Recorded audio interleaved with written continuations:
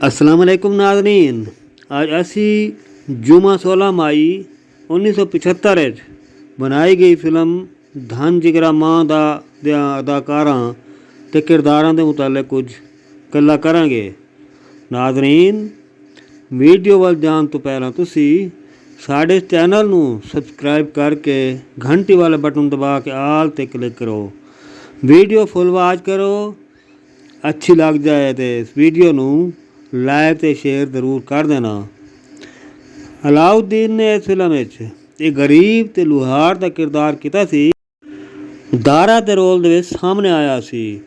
इलियास कश्मीरी उहदे कमसन बच्चे नूं कतल करता है, वह भी किसी कर्जे दे वापस न देने की वजह तो।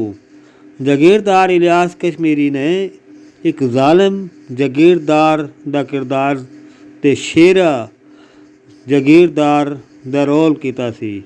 सबिया खानम ने साबरा दे रोल सुधीर दी मां दा किरदार किया सी। सुधीर ने दिलावर दा किरदार किया सी। नीलो ने इलियास कश्मीरी दी धी ते रेशमा दा रोल किया सी। चंगेजी ने इलियास कश्मीरी दे पुत्र दे किरदार जबरू दा रोल किया सी। नाजो ने सुधीर दी बहन ते सबिया खानम दी धी दा किरदार किया सी।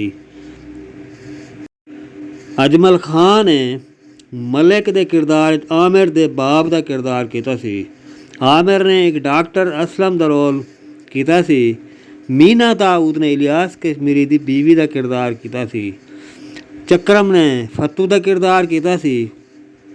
मुनव्वर शरीफ ने शीदे दा रोल किया सी। सुरैया ने ताजी दे किरदार मुनव्वर शरीफ दे नाल काम किया सी। नाज़रीन, ये फिल्म एसार ते कुर्बानी का सबक देंदी है। जिमें कि सबिया खानम जागीरदार दा बच्चा बचा के अपना बच्चा अलाउद्दीन दे हवाले कर दिए। जागीरदार दे बच्चे नूं पाल के उहदे अगे आके गोली का निशाना बन के उन्होंने बचाते होया मर जाती है। दोस्तों, इस फिल्म की मुकम्मल मालूमात जानने लई तुसी वेलकम स्टूडियो चैनल ते जाके फॉलो करो। तुहानू उस चैनल ते हर फिल्म की मुकम्मल मालूमात पूरे गाने दे नाल मिलेगी।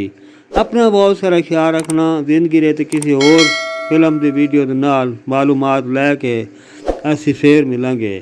माहर मुनीर नू इजाज़त दो। अल्लाह बेली।